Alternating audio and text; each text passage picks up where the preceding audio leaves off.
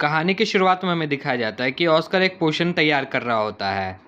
उसमें वो एक-एक करके सारे सॉल्यूशंस को मिला रहा होता है और बोलता है मेरा काम हो गया, मैं बेकार में ही इतना डर रहा था। एक मास्टर आखिरकार एक मास्टर ही होता है। मैंने एनर्जी ड्रिंक को तैयार कर लिया। तभी वहाँ पे फ्रांस आ जाता है ढेर सारी जड़ी-बूटियों को लेकर और ऑस्कर को लिस्ट दिखाते हुए बोलता है तुमने जो-जो बोला था मैं वो सब ले आया हूँ। ऑस्कर फ्रांस को एनर्जी ड्रिंक देता है और उसे बोलता है इसे पी लो, तुम्हारी थकान मिट जाएगी। फ्रांस उसे पीते ही तरोताज़ा अपने आप को महसूस करने लग जाता है। ऑस्कर फिर एक-एक करके सारी जड़ी-बूटियों को देखता है और फ्रांस से बोलता है तुम्हें तो मर्चेंट में होना चाहिए था, तुम्हारी आंखें बहुत ही कमाल की है।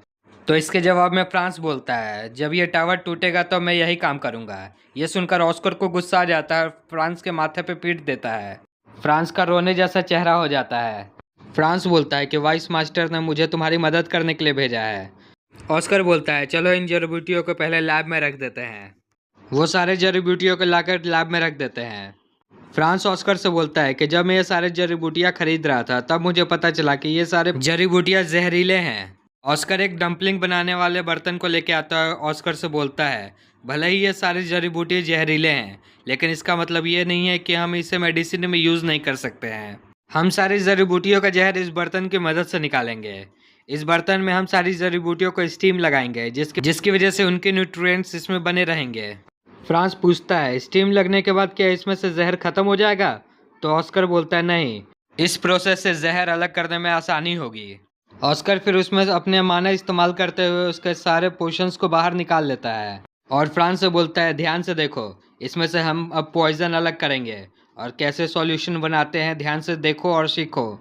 ऑस्कर फिर बारी बारी से सारे सॉल्यूशन को मिलाने के बाद एक पोशन तैयार कर लेता है और फ्रांस को दिखाते हुए बोलता है देखो हमने कैडेना फ्लू की दवाई बना ली है। ऑस्कर फिर फ्रांस से बोलता है कि अब तुम करो। तो फ्रांस घबराते हुए धीरे धीरे वैसे ही करता है जैसे जैसे ऑस्कर कर रहा था।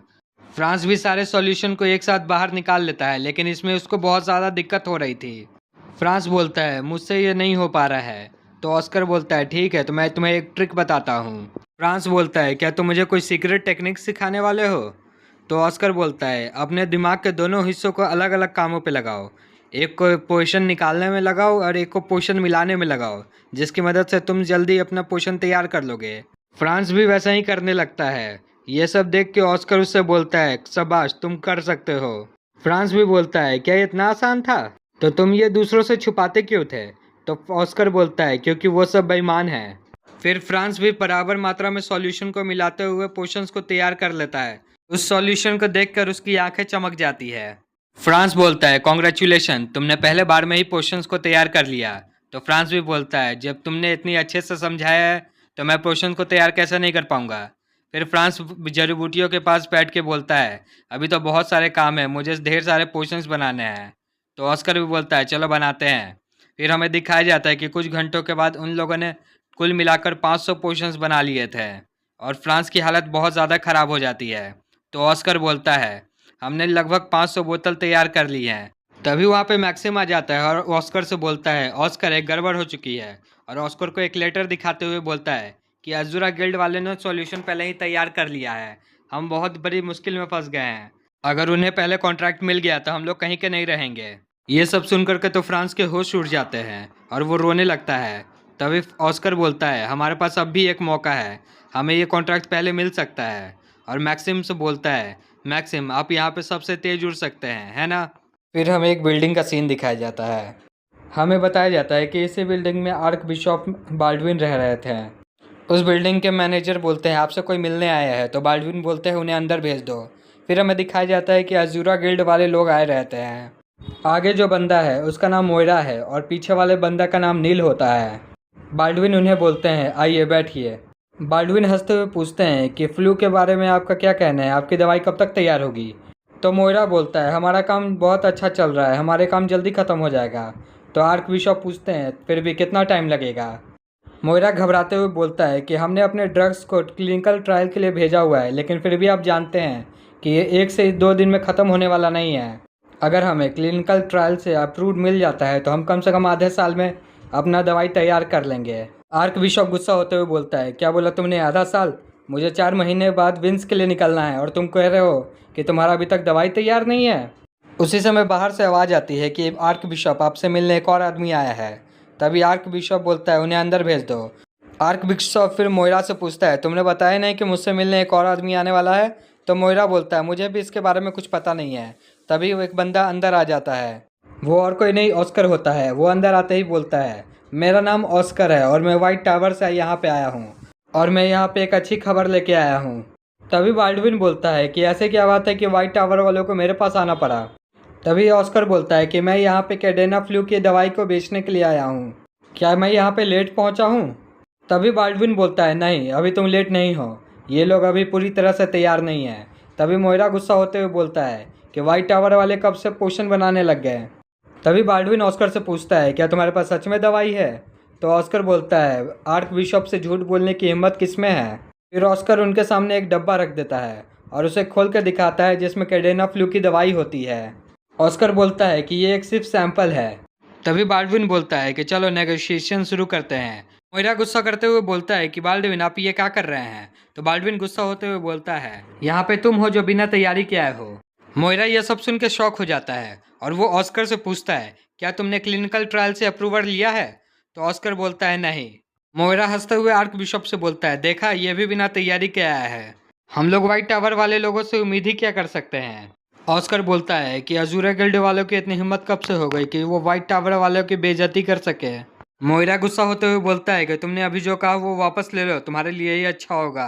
ऑस्कर बोलता है कि तुम अजूरा गिल्ड वाले 5 साल के लिए आगे क्या निकल गए, तुम लोग अपने आप को बहुत बड़ा समझने लगे। तुम लोग चाहे कितने भी पोशंस बना लो लेकिन तुम हिस्ट्री को चेंज नहीं कर सकते। मोइरा गुस्सा होते हुए बोलता है कि तुम जिस हिस्ट्री की बात कर रहे हो वो 20 साल पहले ही खत्म हो चुका है और अब उस पास्ट को कोई भी याद नहीं रखना चाहता है।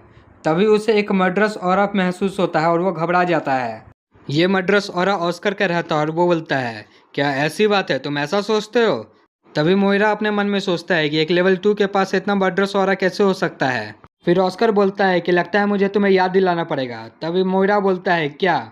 तभी एक बंदा बाहर से फ़ोन लेकर भागते हुए आता है, बोलता है वो आर्क बिशप आपके लिए फ़ोन है। तो आर्क बिशप बोलते हैं किसका? तभी वो बंदा बोलता है कि विंस के लॉर्ड का फ़ोन है आपके लिए। विंस के लॉर्ड आर्क बिशप से बोलते हैं आपका दवाई भेजने के लिए शुक्रिया, ये हमारे लिए बहुत काम कर गई है। तभी आर्क बिशप हैरान हो जाते हैं कि मैंने कब दवाई भेजी। विंस के लॉर्ड बोलते हैं कि आपने जो दवाई भेजी थी हमने मरीजों को दी, वो पूरी तरह से ठीक हो गई, ये एक चमत्कार की तरह है। ये सब सुनकर ऑस्कर बहुत खुश हो रहा था। तभी आर्क बिशप विंस लॉर्ड से पूछते हैं क्या इस दवा के कोई साइड इफ़ेक्ट भी है? तो विंस लॉर्ड बोलते हैं नहीं, मुझे अभी तक इसका कोई साइड इफ़ेक्ट देखने के लिए नहीं मिला है। क्या आप मेरे लिए दूसरे बैच को तैयार कर देंगे और उस वाइट टावर वाले मेज का थैंक यू बोलना जो मेरे लिए दवाई लेके आया था। तभी हमें बताया जाता है कि वो और कोई नहीं मैक्सिम होता है।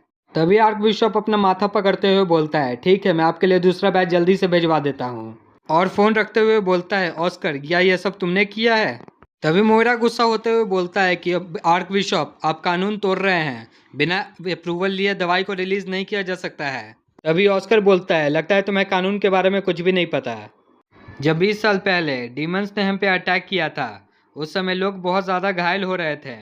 हमारे पास इतना टाइम नहीं था कि उनके इलाज करने के लिए दवाई की जब बनाए तो उस समय एफडीए से अप्रूवल ले, उसमें बहुत ज़्यादा टाइम लगता था। इसलिए उस समय नियम बनाए गए कि कोई भी अगर दवाई बनाई जाए तो उस समय अप्रूवल लेने के लिए कोई ज़रूरत नहीं है। तभी मोइरा बोलता है कि इस समय हम वार के बीच में नहीं हैं। तभी ऑस्कर बोलता है कि इस लॉ में 3 सिचुएशन को वॉर के दर्जा दिया गया है। पहला सिचुएशन जब 2 राज्यों में लड़ाई हो रही हो तो उसे वॉर का नाम दिया जाता है। दूसरा सिचुएशन जब रिवॉल्यूशन चल रहा हो तो उसे वॉर का नाम दिया जाता है। और तीसरा सिचुएशन जब बी क्लास या उससे ज़्यादा एवब का डिजास्टर हुआ हो। कैडेना फ्लू एक बी क्लास का डिजास्टर है, इसलिए इसे भी एक वारी की तरह देखा जाएगा।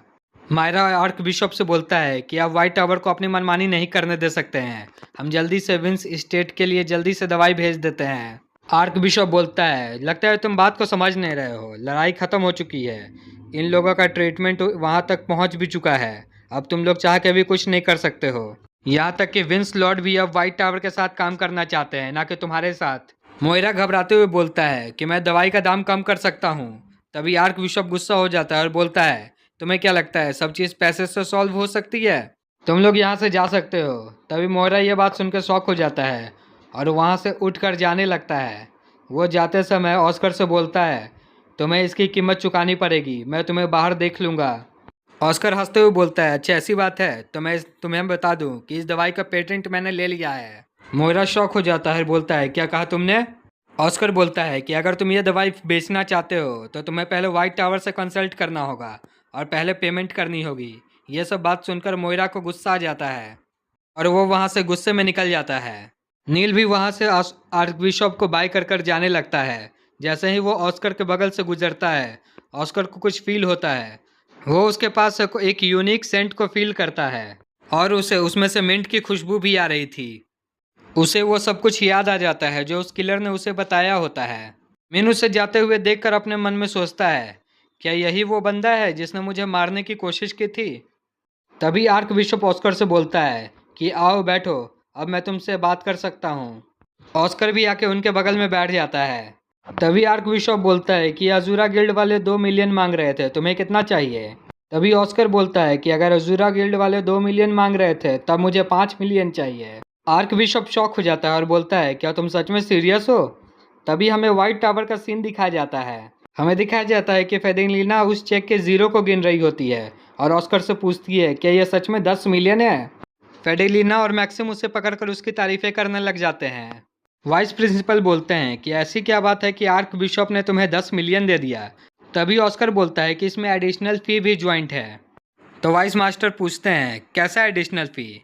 तो ऑस्कर बोलता है, एडवर्टीजमेंट फ़ी। तो दोस्तों आज की कहानी यहीं ख़त्म होती है। Thank you.